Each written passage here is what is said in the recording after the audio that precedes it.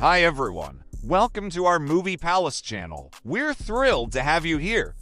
Whether you're a returning subscriber or a new visitor, you're in the right place for engaging content, exciting stories, and so much more.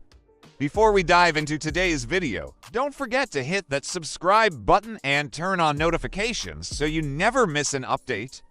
We love hearing from you, so be sure to leave a comment and let us know what you think.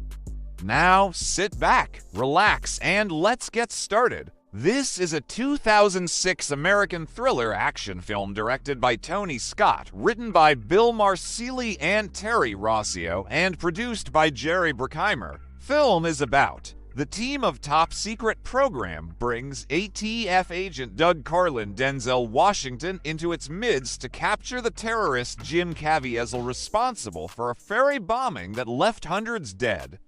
Its amazing technology lets the team fold time for days backward and see the madman's movements as he plots to kill a woman who could give him away. Doug realizes that the technology could allow him to do what law enforcement officers dream of: go back in time to prevent the crime. Let's start the film story. In New Orleans, a ferry carrying U.S. Navy sailors and their families across the Mississippi River for Mardi Gras tragically explodes, killing 543 people.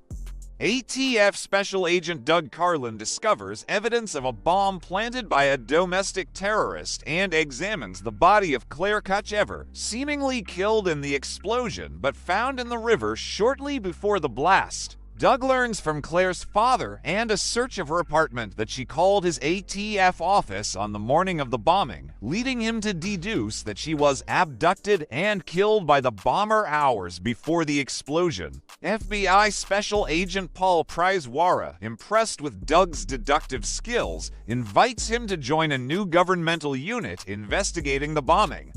Led by Dr. Alexander Denny, the team uses a surveillance program called Snow White, which they claim can use past satellite footage to create a triangulated image of events 4.5 days in the past. Believing Claire to be a crucial link, Doug observes her past footage and tracks the soon-to-be bomber when he calls about a truck she has for sale. Realizing that Snow White is actually a time window, Doug persuades the team to send a note to his past self with the suspect's time and location.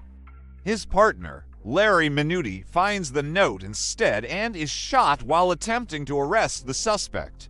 Using a mobile Snow White unit, Doug follows the suspect's past movements to his hideout, witnesses Minuti's murder, and tracks the bomber. The government closes the case, but Doug, convinced that Snow White can alter history, persuades Denny to send him back to the morning of the bombing to save Claire and prevent the explosion. Doug survives the process by being sent to a hospital emergency room, where doctors revive him.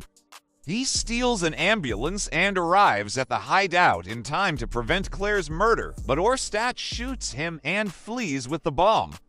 Doug drives Claire to her apartment to treat his wound, but a suspicious Claire holds him at gunpoint and calls the ATF to confirm his identity, the call his office received on the day of the bombing. Doug convinces her of the truth, and they leave together for the ferry dock. Doug boards the ferry, seeking to disarm the bomb in Claire's truck, but Orstat realizes he has been followed and captures Claire, tying her to the truck's steering wheel. A gunfight ensues, but Doug distracts Orstat with information from his future interrogation. Claire rams Orstat with the truck, allowing Doug to shoot him dead. Doug gets into the truck to free Claire, but the police surround them. With no time to disarm the bomb, they drive the vehicle into the river, saving the ferry passengers. Claire swims free, but Doug is unable to escape the truck and dies in the underwater explosion. Picked up by a rescue boat, a morning Claire is approached on the pier by the Doug Carlin from her present timeline. This is a 2015 psychological thriller mystery film directed and written by Alejandro Amenabar. Film is about a detective, Ethan Hawke, and a psychoanalyst, David Thewlis, uncover evidence of a satanic cult while investigating the rape of a traumatized teen, Emma Watson. Let's start the film story. In 1990, in Hoyer, Minnesota, Detective Bruce Kenner investigates John Gray, who admits to sexually abusing his 17-year-old daughter Angela, but has no memory of it. To retrieve his memories, they seek the help of Professor Kenneth Raines, who uses recovered memory therapy on John. They begin to suspect their colleague, Detective George Nesbitt, might be involved. Despite detaining him, they find no evidence against him. Angela's testimony about being abused by masked people and having pictures taken leads detectives to suspect a satanic cult. Bruce and Kenneth travel to Pittsburgh, Pennsylvania, to meet Angela's estranged brother, Roy Gray, to understand why he left home. Using regression therapy, Roy recalls hooded figures entering his room when he was young. Bruce and Kenneth suspect Roy's grandmother, Rose Gray, might be involved but find nothing after searching her house. Meanwhile, Bruce starts having nightmares about satanic rituals. Angela tells him the cult is out to kill her, showing him a demonic mark and warning that he is in danger too. She mentions her mother received strange calls and saw figures staring at her before her accident. Bruce begins experiencing similar things and his nightmares intensify. Rose jumps from her window after seeing ghostly figures, injuring herself. Bruce meets Angela in the church cemetery to reassure her, and after an emotional outburst, she kisses him. Shocked, Bruce leaves and returns home. He sees a soup advertisement and recognizes the woman in it from his nightmares. He concludes his imagination has run wild. Bruce tells Kenneth that all these memories are induced by therapy and the situation is mass hysteria. Initially resistant, Kenneth also begins to suspect the memories are not real. Bruce is attacked by two hooded figures who reveal themselves as George and their colleague, Farrell. George seeks revenge after Bruce detained him as a child molester, ruining his career. Bruce offers to forget everything if George tells him what he knows. After George reveals information, Bruce confronts Angela about her abuse, and she insists she told the truth. Bruce finally concludes that Angela fabricated everything to escape her family, whom she blames for her mother's death. She wanted to elope with George, with whom she had a sexual relationship, but he refused to elope with a minor. Angela accused her father to escape the house. When Bruce confronts her, she tells him no one will believe him, especially if she says they kissed in the cemetery. Bruce tells John everything, but John decides to take the blame and pleads guilty to protect Angela, hoping she will forgive him one day for being a bad father. Many similar cases were reported before the satanic abuse hysteria faded, and there was never any proof that such ritualistic abuse by organized satanic cults existed. Referring to the satanic panic in the US and other countries in the 1980s and early 1990s. This is a 2023 American action thriller film directed by David Fincher. Let's start the film story. In a Parisian hotel room, a professional hitman known only as the killer stakes out his target. Armed with a sniper rifle, he waits for the unknown arrival of his mark. To pass the time, he eats, practices yoga, listens exclusively to the Smiths, and chats with his handler, Edward Eddie Hodges, an attorney and his former university law professor. When the target finally arrives with a dominatrix, the killer takes his shot but misses, accidentally hitting the dominatrix instead. He quickly flees, evading the police and disposing of his equipment before flying to the United States. Upon returning to his hideout in the Dominican Republic, the killer discovers it has been broken into and his girlfriend, Magdala, has been attacked. She is in the ICU with her brother by her side. He explains that Magdala was tortured by two assassins but managed to injure one and escape. The killer tracks down Leo, the taxi driver who transported the assassins to his home. Leo identifies the attackers, a strong man with a limp, nicknamed the Brute, and a woman known as the Expert. The killer shoots Leo and sets out to find the two assassins. Dolores offers to show the killer the assassin's identities in her home files, asking for a non-suspicious death so her children can claim her life insurance. After receiving the names, the killer breaks his rule of not showing empathy.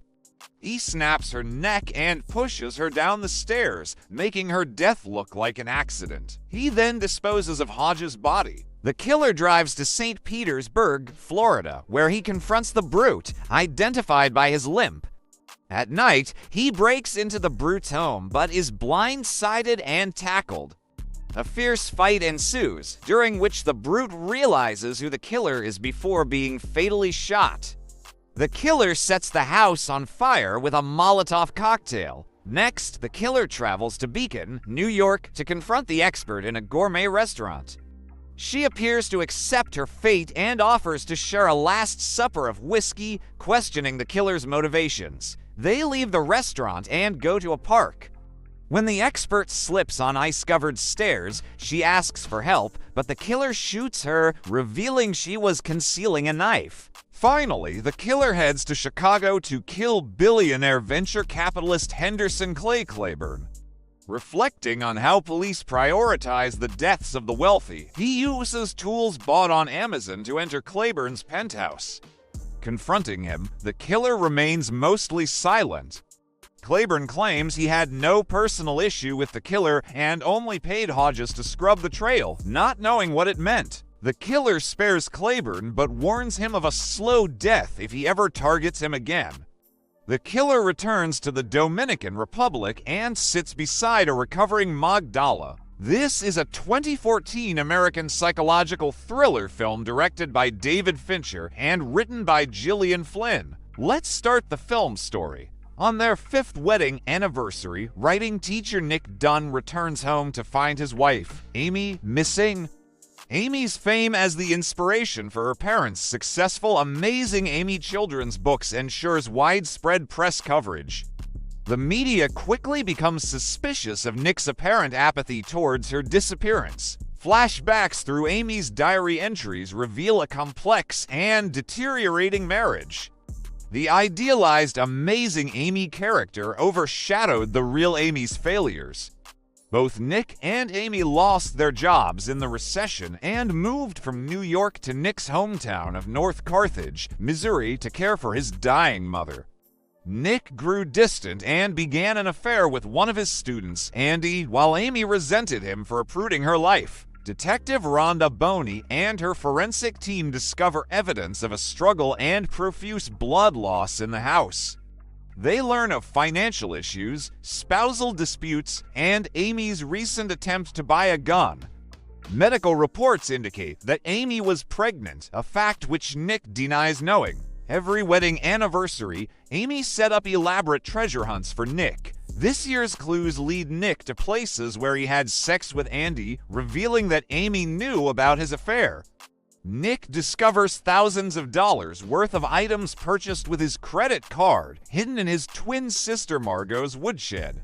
Amy's clues lead authorities to a half-burnt diary documenting her fear of Nick, ending with a genuine terror that he will kill her. It's then revealed that Amy is alive and hiding in a campground in the Ozarks. After discovering Nick's affair, Amy devised an elaborate plan to frame him for her murder. She had him increase her life insurance, secretly used his credit card to buy the woodshed items, and befriended a pregnant neighbor to steal her urine and fake a pregnancy. Amy wrote a diary filled with fabricated entries and placed incriminating evidence for the police to find. On the day of her disappearance, she drained her own blood across the kitchen and cleaned it up haphazardly, planning to drown herself after Nick's arrest to ensure his death sentence. Nick figures out Amy's scheme, convinces Margot of his innocence, and hires lawyer Tanner Bolt, known for defending suspects of uxoricide. Nick meets two of Amy's ex-boyfriends, Tommy O'Hara, who claims Amy framed him for rape, and wealthy Desi Collins, who had a restraining order against him for stalking. Desi turns Nick away. When Amy's campground neighbors rob her, she calls Desi for help, convincing him that she fled Nick's abuse. Desi agrees to hide her in his lake house, Bolt convinces Nick to reveal his affair on a popular talk show to seize control of the narrative. Andy reveals the affair at a press conference shortly before the show, but Nick insists on conducting the interview himself. He affirms his innocence and expresses regret for his shortcomings as a husband, knowing Amy will be watching. The interview garners widespread sympathy for Nick. However, Boney has enough evidence to arrest Nick and Margot. Bolt bails them out, and they prepare for trial. After watching Nick's interview, Amy rekindles her attraction to him and crafts her escape story. She uses lake house surveillance cameras and self-inflicted injuries to make it appear that Desi kidnapped and raped her. Amy seduces Desi, kills him, and returns home covered in his blood, clearing Nick of suspicion. Medical examiners support Amy's story. During questioning, Boney notes inconsistencies, but Amy deflects by accusing Boney of incompetence. The FBI believes Amy and closes the case, but Boney knows she's guilty. Amy admits the truth to Nick, stating that his TV plea for her return inspired her forgiveness.